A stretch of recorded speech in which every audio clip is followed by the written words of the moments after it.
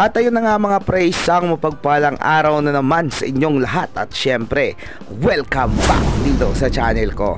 So ayan, nandito tayo ngayon sa ating breeding area ng ating mga gabi. So isang comment ng kaibigan natin, nakita ko kagabi nung nag-scroll down ako.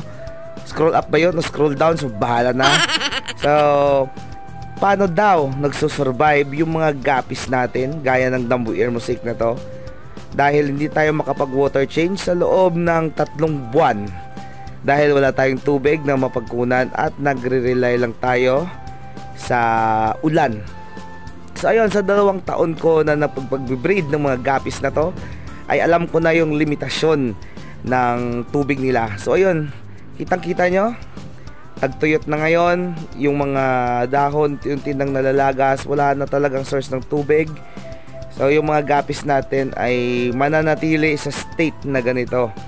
So hanggang dumating yung panahon na umulan at makapag water change tayo. So yun, isa sa mga ginagawa ko dito ay hindi ko hinahayaan yung ating mga tub na maging crowded. So gaya nito, yung ating ibang tub ay medyo maluwag, yung mga fry section natin ay medyo crowded na.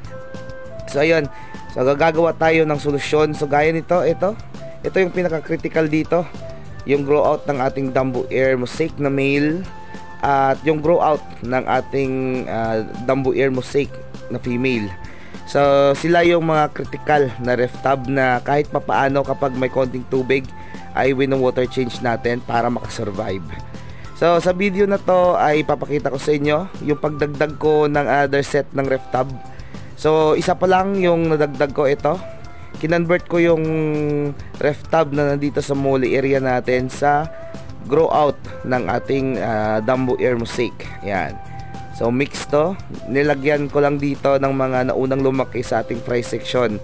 So lagi kong sinasabi sa mga video ko, napaka-importante ng culling sa ating mga fry, yung sizing natin at saka gendering. So bakit? Kapag lagi tayong nagsasizing dito sa ating fry section, nabibigyan natin ng panahon yung mga maliliit na makahabol sa mga malalaki. So ngayon, manguha tayo ng medyo malalaki. Samahan nyo ako. Let's go!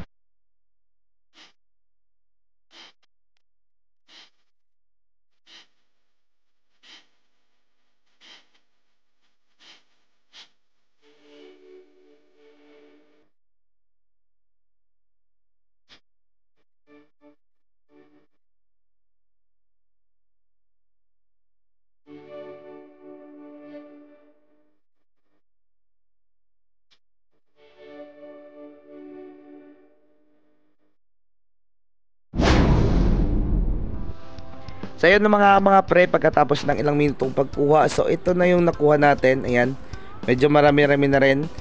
So ito yung mga medyo malalaki na sa ating fry section. Yan, tingnan nyo, yung mga natira ay medyo maliliit na. So yung nakuha natin ay ilalagay natin dito. So ito yung ginagawa ko araw-araw, nagsasizing ako ng mga maliit tsaka malalaki. At in return, para hindi naman maging crowded itong ref tub na to, ay kukuha tayo dito ng mga male, yung visible na talaga na sure tayo na male na gapi. So ayun, samahan nyo ako at manguha tayo. Let's go!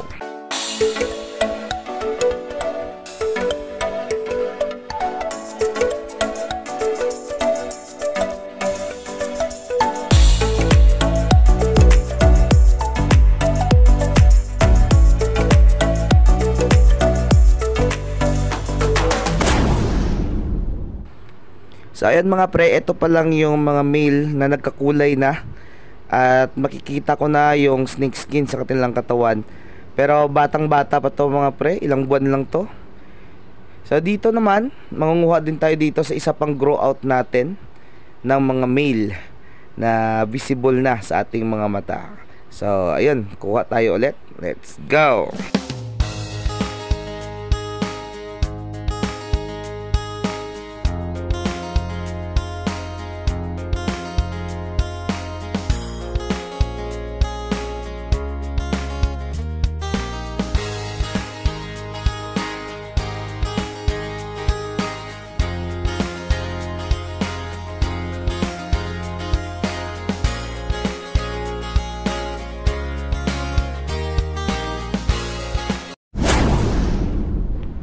So ayun mga pre, medyo marami-rami na rin yung nakuha natin ngayong araw na mga mail ng ating Dumbo Air Mosaic. So ito yung buhay ko dito mga pre, araw-araw kapag wala tayong kontrata, wala tayong installation. So ito yung ginagawa natin, pampalipas ng oras. So yun, dito ako masaya. Kaya ito yung gagawin natin araw-araw. So yun, ilalagay na natin tong mga mail na Dumbo Air Mosaic natin sa kanilang grow out.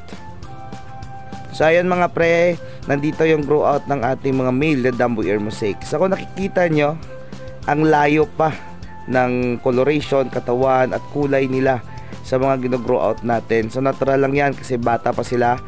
So makikita nyo mamaya, ilalagay natin in comparison kung gaano ba kalayo. So ito yung mga gino-grow out na natin dito. So nakikita nyo, litaw na yung pagka-mosaic nila, intense na yung kulay, yung snake skin sa katawan, yung mga Dumbo ear nila unti-unti nang nagde-develop. Hindi nga lang kasing laki ng mga pea-dirt, pero okay na rin pang-alaga. So ito yung pinaka-saleable at bread and butter ng ating pet shop, yung mga Dumbo Air Mosaic.